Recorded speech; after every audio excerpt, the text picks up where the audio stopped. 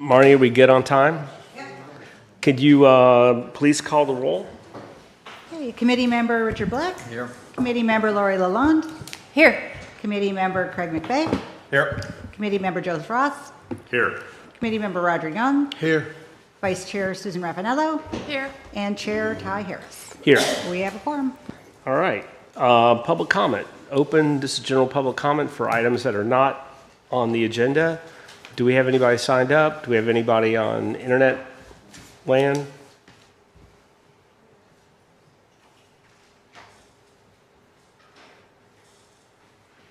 No hands raised on Zoom. All right, then public comment is closed. Item 3, approval of the minutes. Has everybody had an opportunity to review the minutes? Yep. Motion to approve? I have a motion. I have a second. Marnie, can you call the roll? Committee Member McVeigh. Yes. Committee Member Young. Yes. Committee Member Black. Yes. Committee Member Lalonde. Yes. Committee Member Ross. Yes. Vice Chair Raffanello. Yes. Yes. And motion passes 7-0. So we've got Vince here from the IT department of the village because we have an item on here to discuss technology. And because I have lots of sympathy for staff and having all the late night meetings that they usually have to attend, I would ask if everybody's okay that we move the technology item up so that we can get Vince in and out. Everybody okay? Yes. Okay. Marty, can you read out that item, please?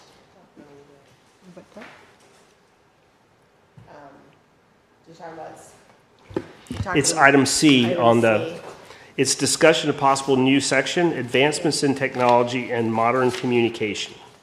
Yeah, there really wasn't an item because this was a possible new section. I think you guys just wanted to talk about potential technology items. I didn't know what you wanted added there. There's no language to speak of. All right, who, do you have on your notes who brought that up as a potential item to discuss? I can look and give me 1 second. Is anybody going to fess up that this is their item? I may have, but I don't think it was only me. Okay. But I would agree with it. It goes toward, in some of the newer city charters or the amendment to city charters, it allows for X number of times per year, you know, with advance notice to the other council members for council to appear by Zoom or web. We currently, to my understanding, are allowing that, although of course it can't count by state statute to the quorum of such meeting. So, you know, this would just be more of a discussion for the group as to whether or not that's an important enough item to add to the charter. You know, because we are currently allowing it, I kind of backed off my initial thinking from that first meeting.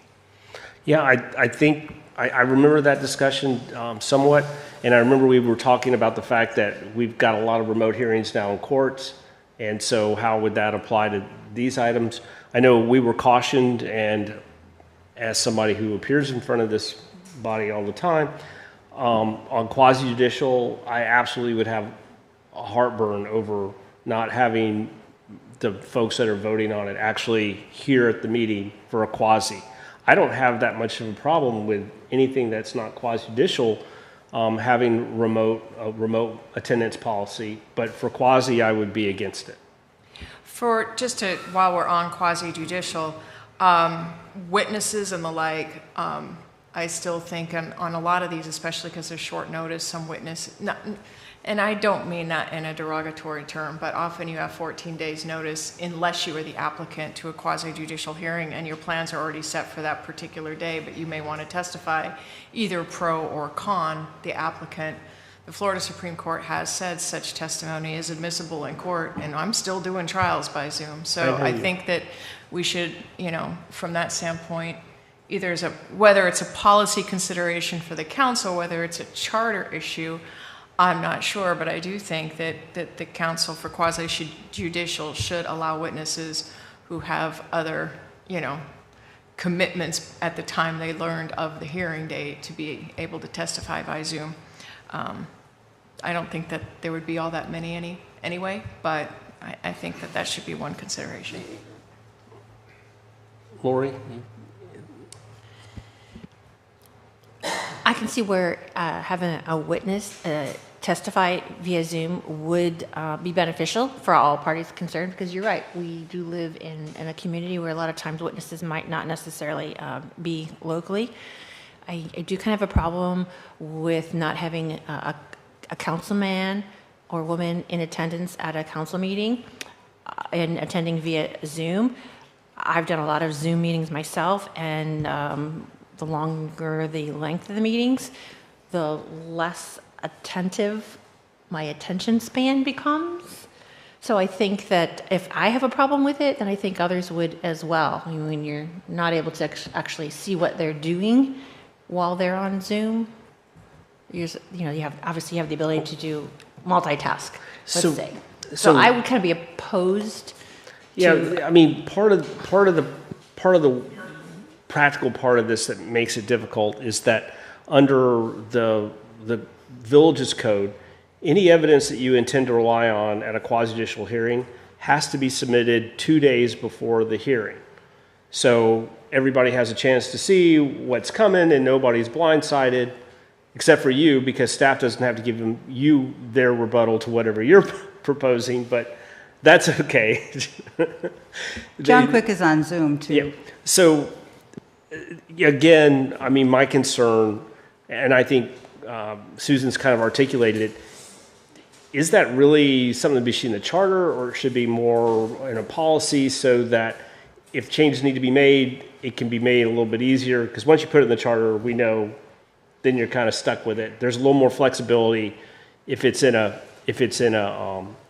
operating, type of agreement as to how they're going to, a policy as to how they want to run their meetings. Like I said, my biggest problem is you have a right to cross-examine anybody that is essentially giving expert testimony. You can't cross-examine anybody that gets up to speak for or against, but if they're speaking as an expert, then as the applicant or even the council has an opportunity to question them, and it's even more formal than that because you actually have a right to cross-examine them.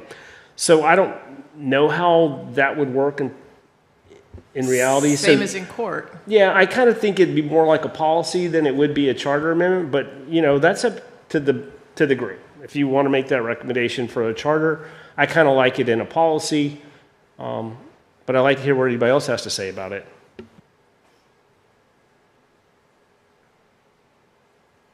John Quick had his hand up. John? Yep. Hi, everybody. I'm happy to wait until everybody's had the discussion, but if everybody's done, I was going to just chime in on some concerns that I have about the quasi-judicial aspect being via Zoom. So let me know if you want me to chime in now or if you want me to wait until you guys are done discussion. I'd rather hear from you now. Okay, so I have concerns on the quasi-judicial. I know that courts do it, but for me, there's a big distinction between cities and courts. Courts have the power to hold you in contempt if you're in violation of any sort of court order. The village doesn't have that. So if somebody is, as the Chair Harris pointed out, if somebody is reading from something, or if they're relying on something that hasn't been submitted, the village has no way of knowing whether they're relying on something. It opens itself up to potential appeals, and we'd have no way of really enforcing somebody to make sure that they are in compliance with our code, that they have been sworn, that they're not being coached or anything like that, unlike what they have in court. For me, that's the distinction that I've so far drawn. If the village or any municipality is ever given the ability to hold somebody in contempt of quasi-judicial hearing, I think I would change my opinion on that. But short of that, it's just there are a lot of potential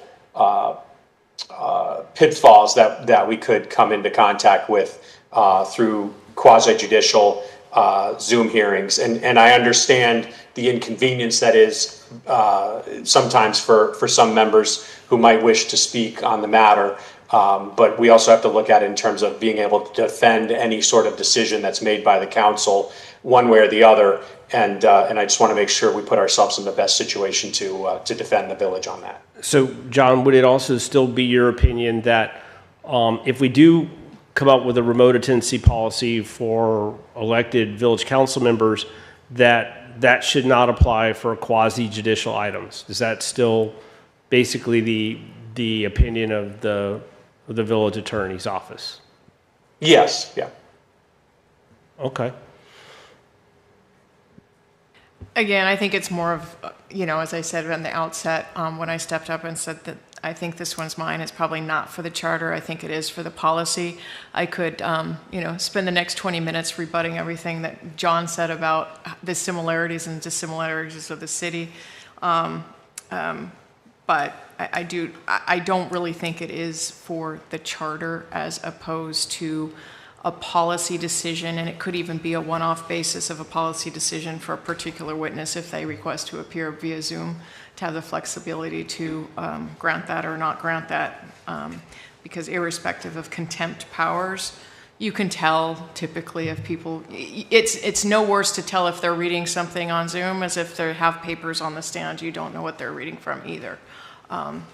And there's no requirement for somebody who's here in person to give their cue cards to the council. Right. So there are certainly pitfalls with Zoom. There are in the court systems. I don't like it there necessarily, so I can understand why people wouldn't want it here in quasi-judicial. Okay, all that said, I don't know that it's for the charter unless people feel differently. Marty, can we make a note that we discussed this as part of the charter, but it was the general consensus of the group? I think that this falls more into the line of a policy, but that overall we would not be opposed to some remote attendance policy for village council members so long as it wasn't on quasi-judicial items. Is that a fair summary of kind of what we talked about a few weeks ago, and then without going back through that whole conversation, that's what I remember? Is that pretty good? Okay. Okay. Vince, I guess we didn't need you anyway. Thank you. Thanks for being here. No problem at all. Before we close this item, I'd be remiss if we did not ask for public comment. Marty, anybody in Zoom world? No. Okay, then I think this item is finished, and we can get back to the agenda and item A. And item A, under Roman numeral 4, was review and discussion of Islamorada Village Charter, Section 8, Sub 9, Sub A, 2 little dots, and Sub C. It's what I can see with my wife's glasses on. So This was tabled from your last meeting. This was, let me remind myself, hold on. Jennifer, can you talk into the Oh, microphone? I'm sorry. This was tabled from your last meeting, and this was, I believe, this was the referendum 5 mils. threshold for the millage rate.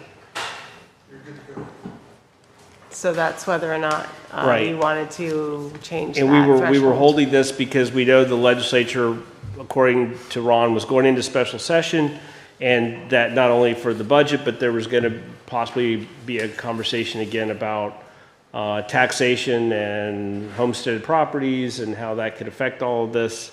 And we still don't have an answer to that, I'm assuming. I don't have an answer to that. Okay, I would suggest that we leave this sleeping dog line for right now, and if we're able to conclude our business tonight, then maybe, I hate not finally addressing it, but I would hate to have on meetings, if this becomes the only thing left for us to discuss in charter review, if we're able to get through the rest of the items, we're almost at the end of our business. Yeah, I think we probably will have at least one more meeting, just if for no other reason than, unless we're submitting comments back, like, Right. There's a few Some cleanup. little cleanup errors Yeah. and. Can- Question on that from what we talked about. Did I hear it right that we're the only municipality that has something like that in our charter? Did I hear that right? It sounded like it was extremely rare. I think that's what Lynn Tipton said. I don't know if she's on still. Yeah, that's what Lynn said. Okay, so then I get, the second question is, do other municipalities have any way of having a referendum if their millage rate, if they don't like their millage rate? Any rate, yeah, they can So- do it anytime. Oh, For, so they can do it at any time, but we can only do it when it gets above 5? yeah. Okay, that's why I wasn't quite sure kind of How that worked. yeah, that's, So if everybody's okay with it, why don't we table this one more time, probably to our last meeting, and see if there's any movement on the legislative end before we take it on? Is that okay with everybody? All right. Should we open up public comment on that since we're tabling it?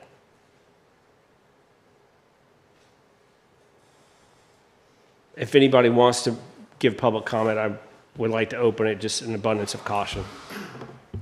There's no one have raised hands on Zoom. Okay, thanks, Marnie. Let's table that one. All right. This is item B, discussion of possible new section, supermajority requirement for voting.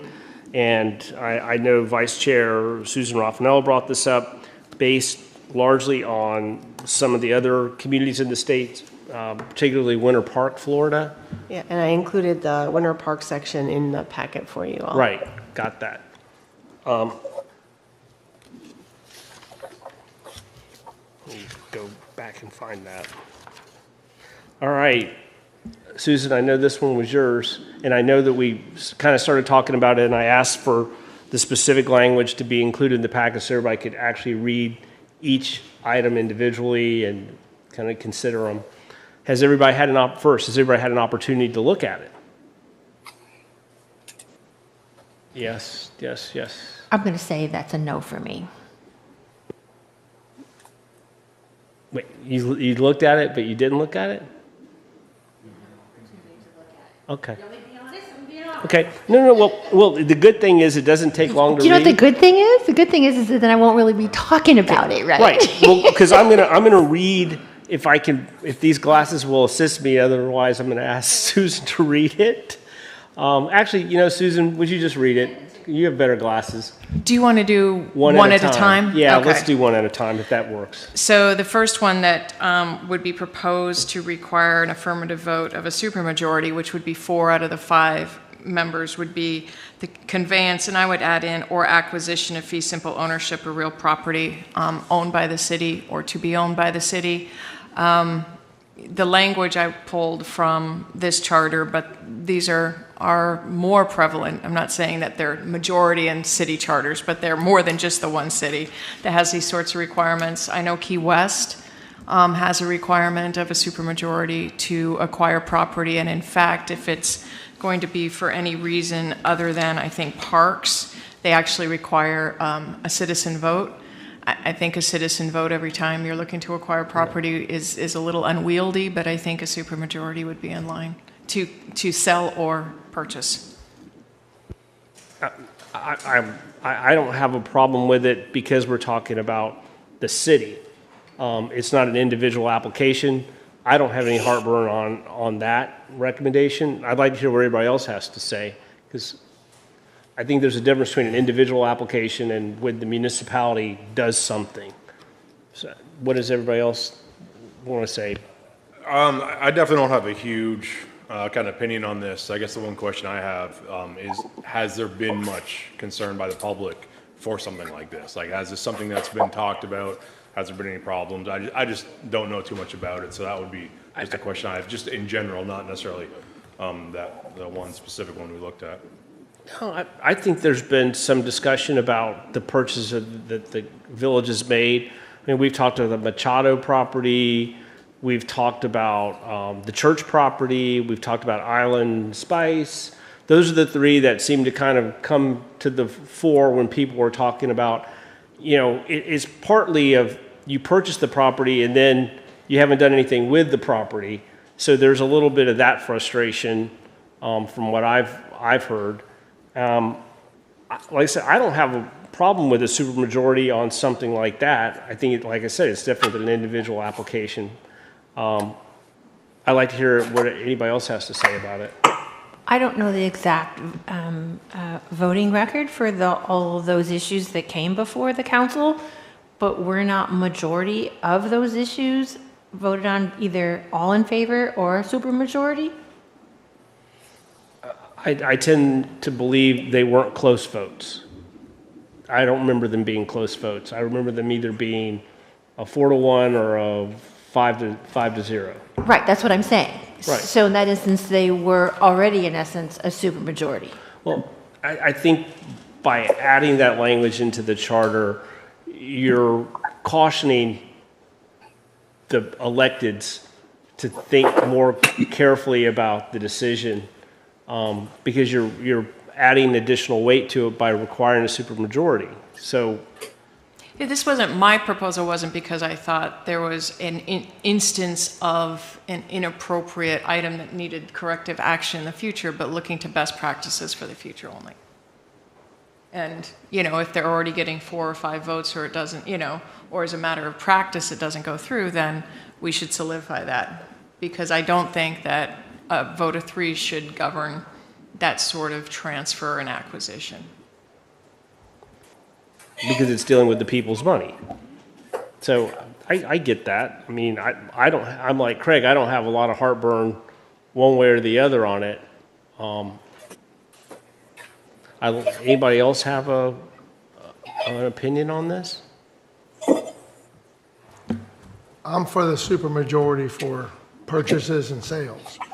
But having been on both sides of trying to get a project through or stopped, I don't think you can do supermajority on that. 'Cause sometimes you're going to have people on the council just say, no, no, no. Well, I think we're probably as safe on the first two. I think that discussion is going to start falling when we get to 3, 4, 5, and 6 on these items where, you could have a village as an applicant, or you could actually have an individual as an applicant on 3, and then on the other ones, it's something else. Anybody else have? I think it's something that regards the general, public of Islamorada. I think the supermajority is needed, purchasing that, changing the park, and any of that kind of stuff. But I'm kind of with you. I think if it has more individually changing zoning on a certain piece or something like that, I don't know, but we haven't gotten there yet, so. Right. Joe, you are strangely silent tonight. On this one, I'm kind of like either side of the fence. I could go either way. I mean, I could definitely see if you're either disposing of or buying land with public money. I mean, it's probably prudent to have, a supermajority, but I could live with it either way. Right. That's how I feel. Marnie, do we have anybody on for public comment on this?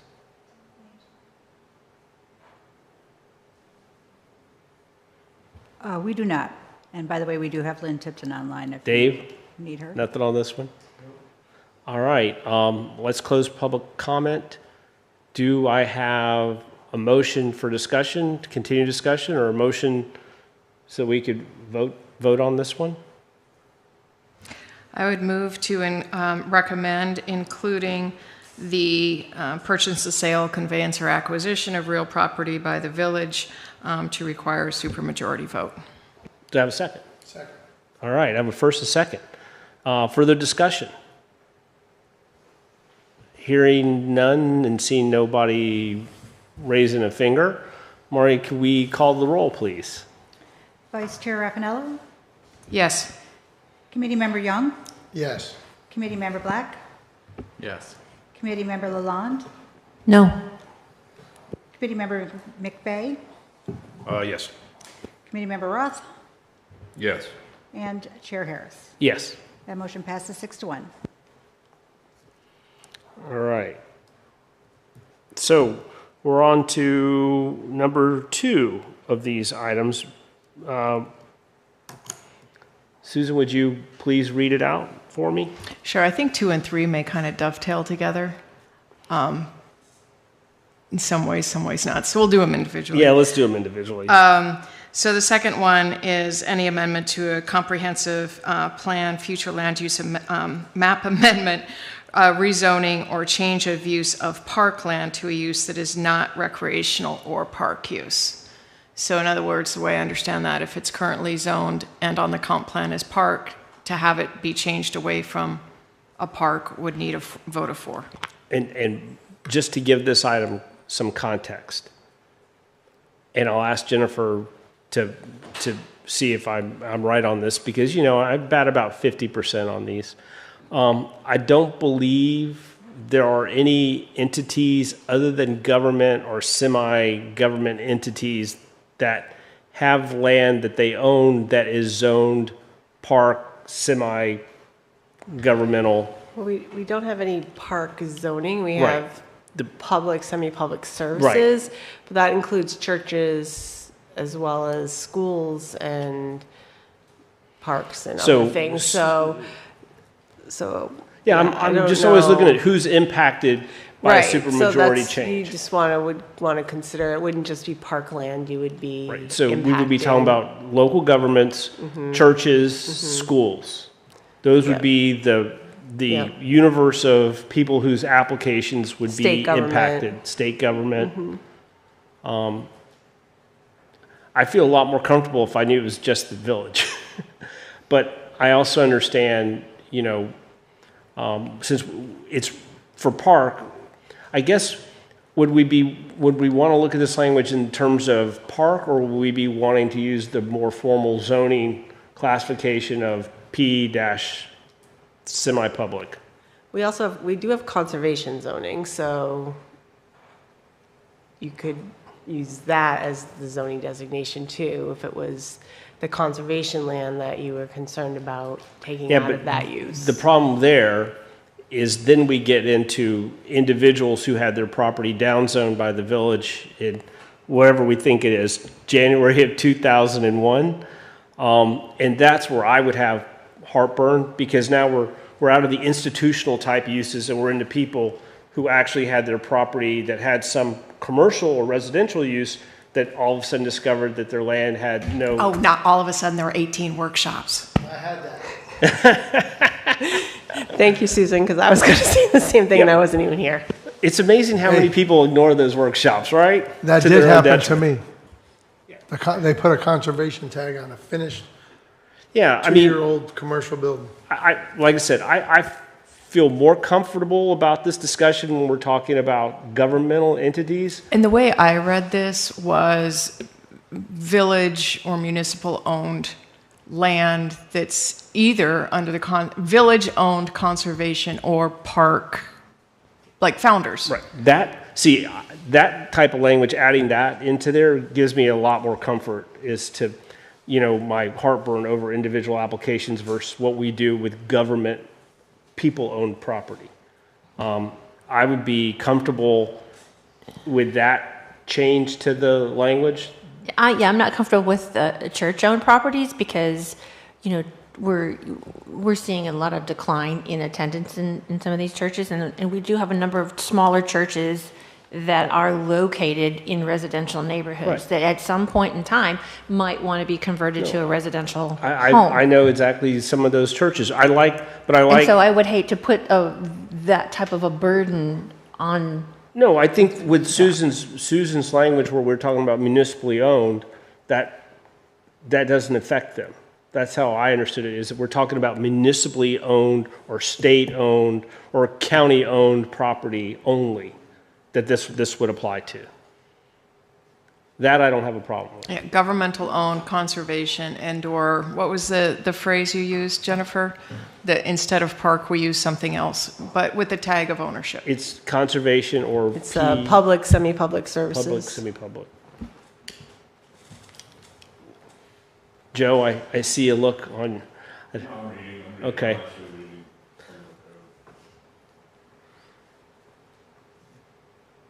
Yeah, again, when you're dealing with government-owned properties, I don't have the same heartburn I would if this was impacting a church-owned property or a school-owned property or your own property. But I understand, because we have these elements in our comprehensive plan that compel the government to protect existing conservation land and public and open space, and also require the village, as a part of being an area of critical state concern, to continue to try to acquire land for conservation. That's actually one of the things as an area of critical state concern you're required to do. So it would be consistent with those policies to have this type of language in there.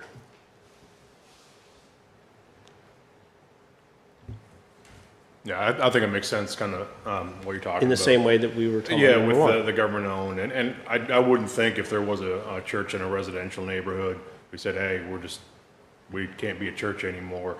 I wouldn't think getting a supermajority to get something to pass would be a problem if they're saying, hey, we need to move on to something else, as opposed to, a park, so I don't think it would affect a church as much, but,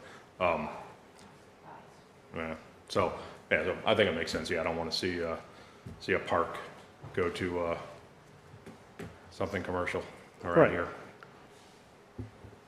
While we're all kind of thinking about this, I'd like to take public comment, see if we have anybody that wants to comment on this one.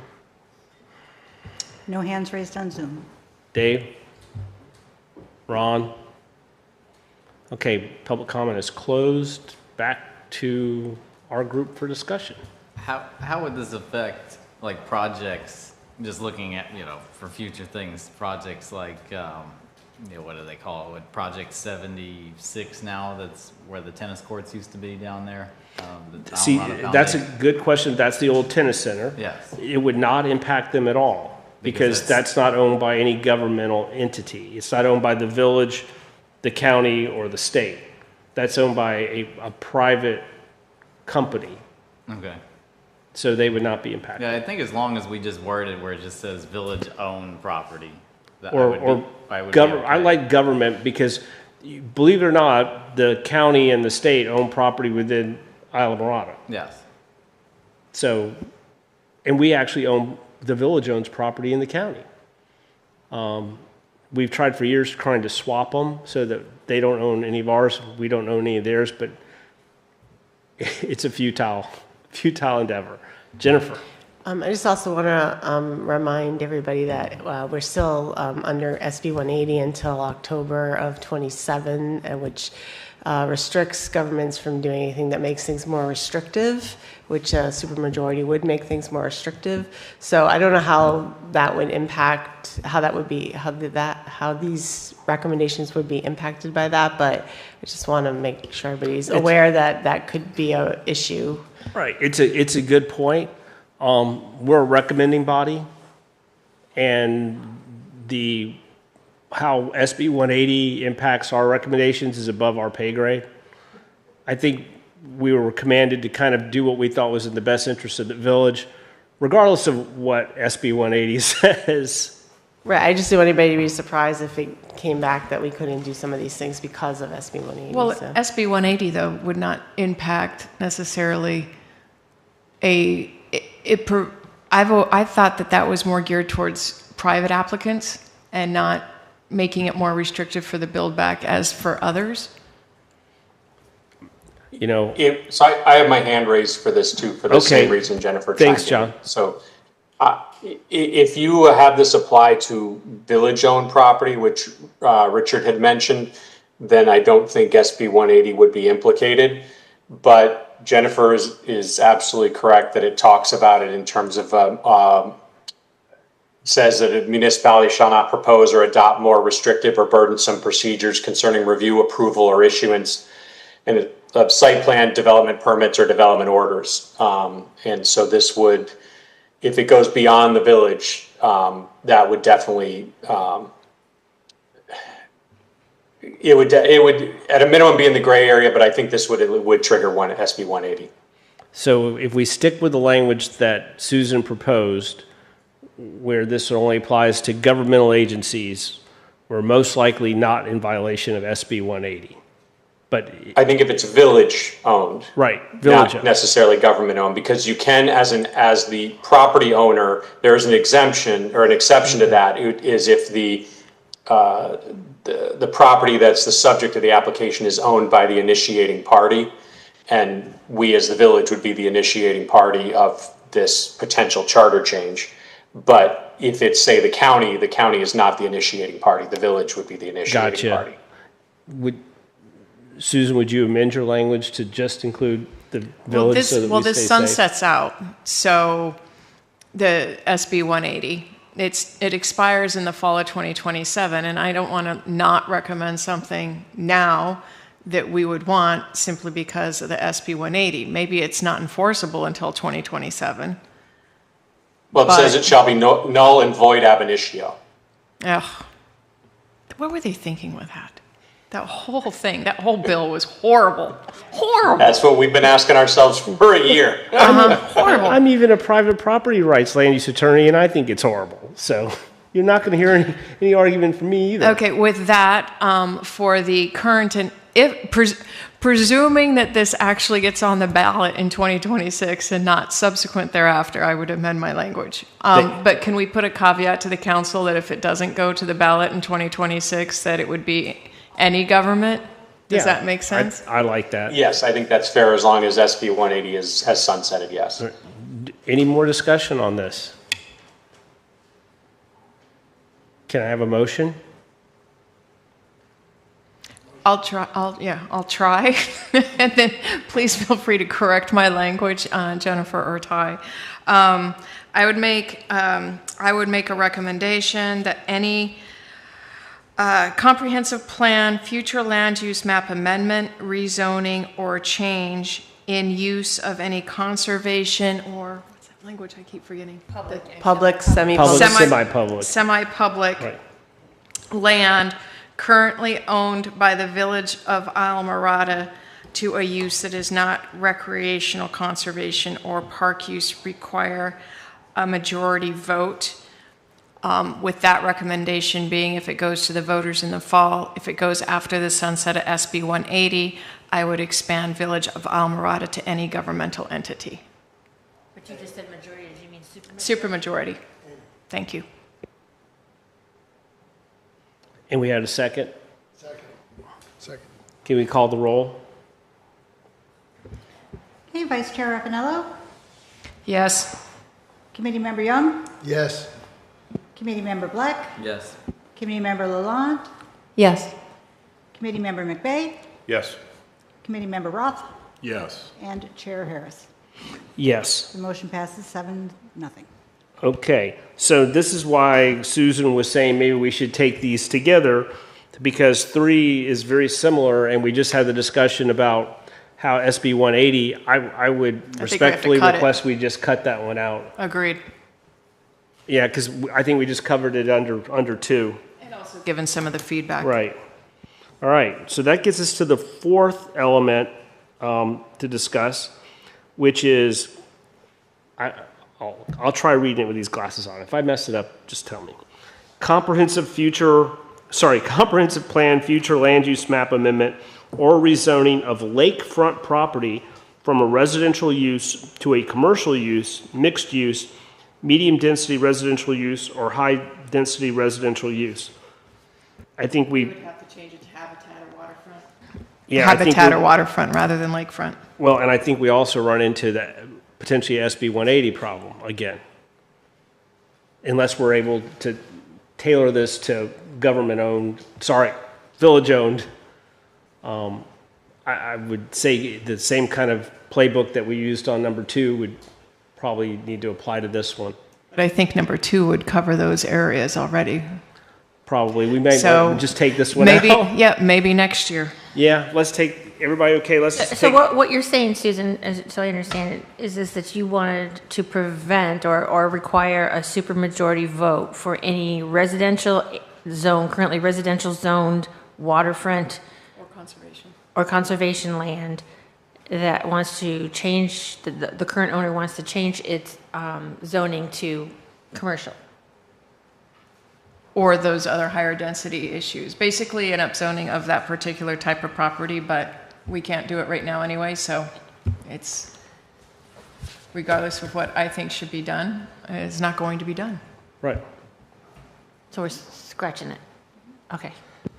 Okay, I think if you want to read the next three, you can, but I think the next three are all related to private property, so I think Right. SB 180 would yeah, I think apply that in all the next we three, can- so. probably just X that conversation based on the discussion about SB 180.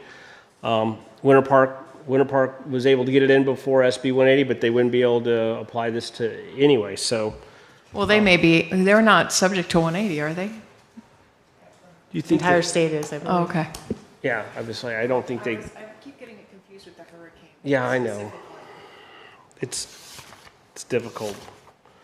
Okay, so I know this was also Susan one, discussion of possible new section Citizens Bill of Rights. So I read, again, just a handful of various charters that had the Bill of Rights, but when I drilled down into them, to be quite frank with you, other than I kind of found interesting the issue we already talked about that Richard had brought up with respect to good cause for continuance, they're all already governed by state law. And so I really don't think that it's necessary to have them in the charter when it's also governed by statute, and we've already addressed the one item that I saw that came that up we- frequently that was not. Okay, does anybody else have any comment on that one? Open to public comment?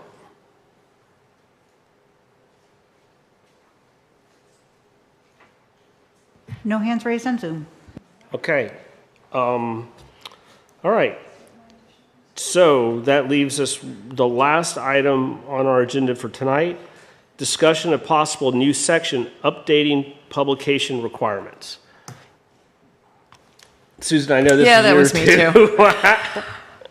But I want to get some goodwill for scratching things quickly. And this one, again, I have the same question when I really drilled down into it and considered it, whether it was because it's a policy issue as opposed to an issue for the charter. I know I, along with other residents, don't. I understand that the state statute only requires 48 hours advance notice of meetings, but getting an agenda for a Tuesday meeting on Friday at 4, I think is discounting the public's desire to know or desire to participate, because it's super hard when they come out at 4 o'clock on Friday and you see something in there to get anybody's attention over the weekend, and you're basically left with Monday. So I would like, again, don't know if it's a policy, but Marathon, Key West, they seem to get all of their stuff out of what's going to be on an agenda item, at least a week in advance, if not 2 weeks in advance. They post them on the radio. I don't know if that's for the charter or just policy. My take is it's worth the old college try to make it a little better, but I see this more as a policy decision than a charter decision. That's just my take on it. I agree with Ty. I did read some charters, and they're like Susan said, there are several charters that have that itemized out in there, whether in their Bill of Rights or just in the charter in general. If Lynn's on, I would like to see her thoughts on this before I gave a harder comment on it. I don't know if she was up for a minute, but. Lynn, do we have you? Yes, hang on. I'm getting the video part to come on. Good evening. Shoot, it went off. Hang on. We can still hear you. Okay. Oh, there you are. There you are. It is because some councils only meet once a month. Some meet every week. You've got those that meet twice a month. As a result, what is considered timely is there's just no ability to compare. Among your other governments that you are looking at very closely, say the 5 or 6, the question of having an agenda out that probably will get amended, right? But at least it gives people the ability to see what potentially is coming up for the next meeting. Yes, having it out as early as possible is always desired, usually by policy, rarely by charter. The notion of a drop-dead date for certain things as well, because of court interpretations as to what constitutes an emergency, and Mr. Quick can weigh in if that gets legal, that's also very tricky. So again, you might want to recommend to the council that per your discussion, you find that this is needed in policy, but it would be difficult to put into charter in a way that A, the voters are going to understand, right? And that B, makes it possible for staff to do what they need to do. There's also requirements for certain types of notice related to land use that are very different than the things that would be on an agenda for a regular, what we call legislative meeting of the council. And there's a different notice requirement for workshops. So to get the public to understand that is complicated, and that's why we usually see this in policy and not charter. Thank you very much for that. Again, I still go with, it's worth the discussion, but I think it's probably more on the policy side of things, and we may want to make in our recommendations that the council take this up as a policy discussion item. I do know, and that if the concern is land use items. Land use is different. I personally think 14 days is a little tight on land use, but that's not a battle that I'm going to win or fight. But it is really the Tuesday meetings where you don't know even what's being contemplated as being on the agenda until, Friday. Basically after business hours Friday.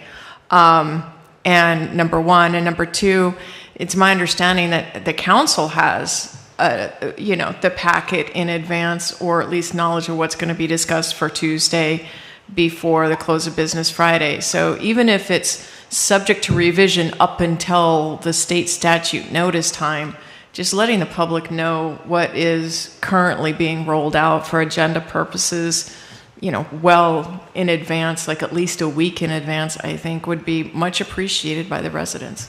I don't disagree. I just think it should probably be a policy and not a charter. And I tend to agree with that the more I drill down on it. It's just a matter of getting them to actually implement it. Yes, I know. Anybody? Craig? Yeah, no, I agree with what you guys are saying. It's a good idea. We should be doing it, but more than likely policy. So whether or not recommendations get made by us or listened, Well, but we I think can that's certainly the right make the recommendation to consider this as a policy. We can actually take a vote to recommend that they take it up as a policy item. If there's no further discussion, did I open up public comment on this one yet or not? Could public comment? No one on Zoom. Okay. Public comment is closed. Do I hear a motion to recommend this as a policy item to the village council?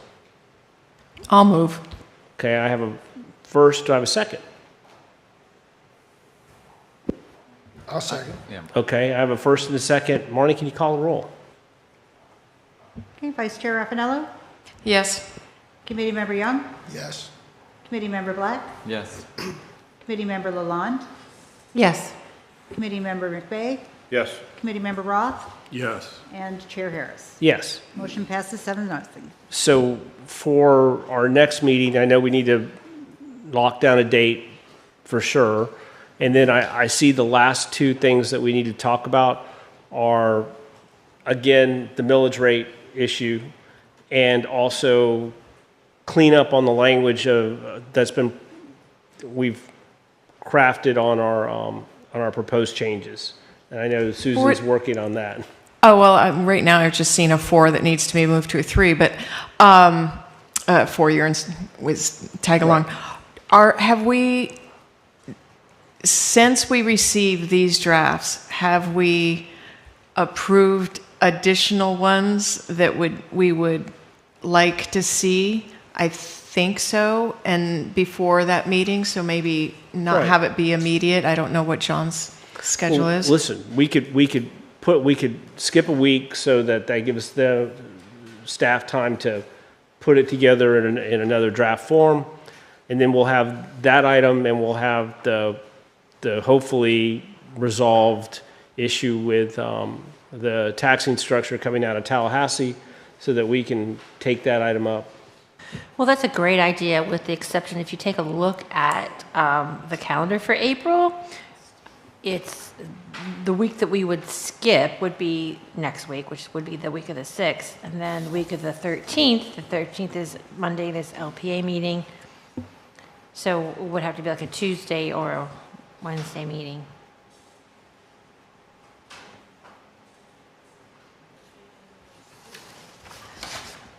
Which week are we in? I'm sorry.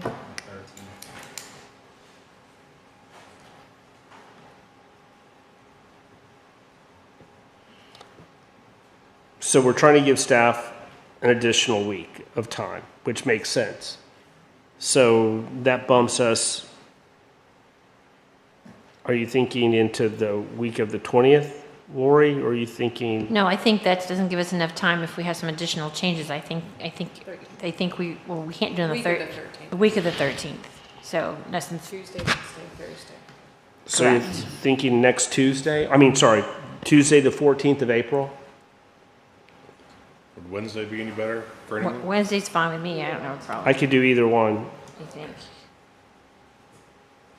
For some reason, I actually have the 15th on my calendar for the Charter Review Committee. I wonder if we had discussed that already. Yeah, see if there was a potential date. I would be only on Zoom. Okay. Everybody's done a pretty good job on attendance, and we've already said that we're comfortable with us participating by Zoom.